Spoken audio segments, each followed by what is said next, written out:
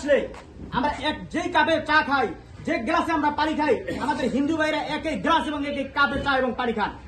অতএব আমাদের মধ্যে ভ্রাতৃত্ব বন্ধনের কোনো অংশে কম নেই। শুধুমাত্র রাজনৈতিক ফায়দা হাসিলের উদ্দেশ্যে এই দেশে ধর্মকে ব্যবহার করে জামাত ইসলাম নামক মুনাফিক চরমনাই নামক যে ভণ্ড আবিষ্কার হয়েছে এখন বর্তমানে রাজনীতিতে, তারা আমাদের ভ্রাতৃত্ব বন্ধন ছিন্ন করে তারা এই রাজনৈতিক ফায়দা হাসিলের চেষ্টা করতেছে। অতএব হিন্দু ভাই সহ যারা বিধর্মী ভাইরা আছেন এখানে, তাদের প্রতি স্পষ্ট বার্তা, আপনারা কোন ধর্মীয় নেতা মুখে কারো কাঁধে পা দিবেন না। এদেশে গণতন্ত্র আছে, আপনারা নির্ভয়ে বিএনপির সাথে থাকুন। বাংলাদেশের রাজনীতিতে আগামীতে বিএনপি আসবে এবং বিএনপির ক্ষমতায় বসবে ইনশাআল্লাহ। এখানে শেষ করছি।